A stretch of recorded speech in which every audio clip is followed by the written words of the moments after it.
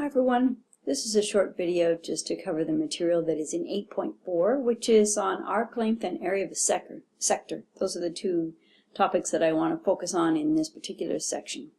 Remember that an arc length is a portion of a circumference. So perhaps you're measuring from a point on the circumference around to another point and you're determining the length of that arc.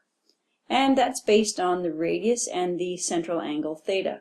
The important thing about this formula is that your theta must be in radians.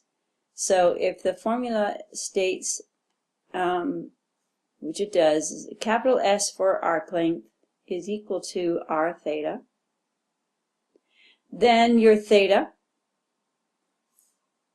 has got to be in radians. And so that's why we've been converting angles in degrees to radians in order to work with a couple of these formulas. That's one of the main reasons for being able to do that. Okay, so you can see it's a relationship that if I take the radius, multiply it by the central angle in radians, we get an arc length. So, and same with units. If this is in centimeters, the radius, then the arc length is in centimeters, and so on. So big thing is just convert that angle to radians and then go ahead and multiply. For area of a sector, it's a similar idea, except that slightly more complicated formula, but not so much. So area of a sector, capital A, is 1/2 theta times r squared. And so we must again convert the angle theta to an angle in rads, multiply by r squared and multiply by 1/2, and we'll end up with our area of a sector. And remember, a sector is like a portion of a circle. Okay, so not the full circle itself, because we've already got a formula for area of a circle, pi r squared. But if you only need a portion of it, then that's a sector, and you can calculate that area also. So here's a PowerPoint. I'll just go through so you can do some of the practice. So applications of radian measure. In these applications, the angle that is used must be in radians. You might have it given to you in degrees and you've got to make the conversion first. So be sure to make that conversion into radians. You can do it into radians in decimal form as long as you keep enough decimal places. Or you can do it radians in terms of pi, which was covered in the last little video that you hopefully watched. Arc length and area of a sector are two subjects that we want to cover in this particular unit. There's also angular velocity. If we get some time later, I'll go over that, but I want to get into the vectors and the linear equations for your class, and so I'd like to move along into that next. All right, arc length. The formula for arc length, as you saw in my last video, arc length is called S, and it's just one of many things that we've labeled as S so far, and equal to theta times r. When I was writing it, I wrote r times theta. Same thing, right? Multiplication is commutative. I wrote a capital S, and in fact, it probably should be a small s. Theta must be in radians.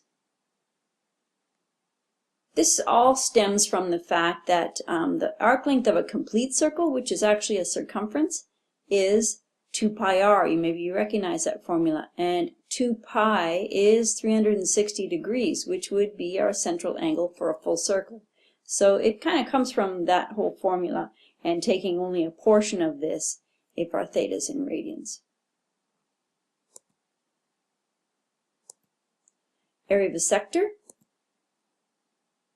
is r squared times theta over 2. Same as 1/2 r squared theta or 1/2 theta r squared.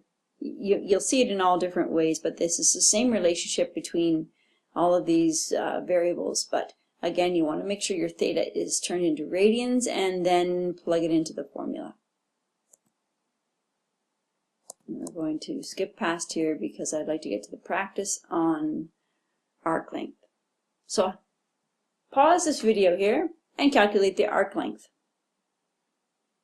Remember to make sure that the angle is in radians. And you'll notice up here, oh, it is in radians. Okay, so this is very easy. Theta is 2.4, radius is 8, multiply the 2, the same unit is for the arc length, 19.2 centimeters.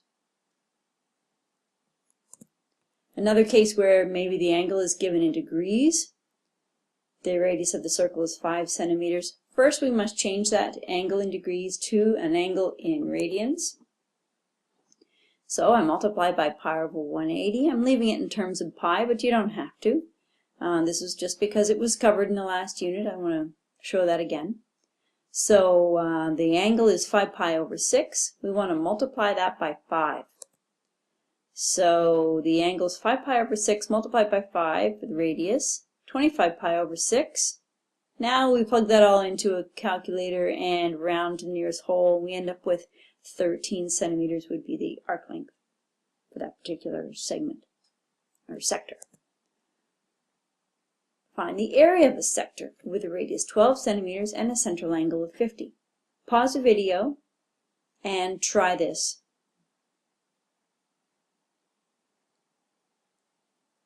So there's the formula for area of a sector. You can use it in either way you like it. Notice your angles not in radians.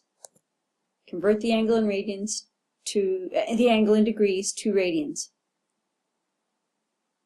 For variety, this happens to be in decimal form now. Multiply that into the formula by r squared and divide by 2. 62.8 centimeters squared. Notice the units. This is an area. Should be centimeters squared. And that's my video on arc length and area of a sector.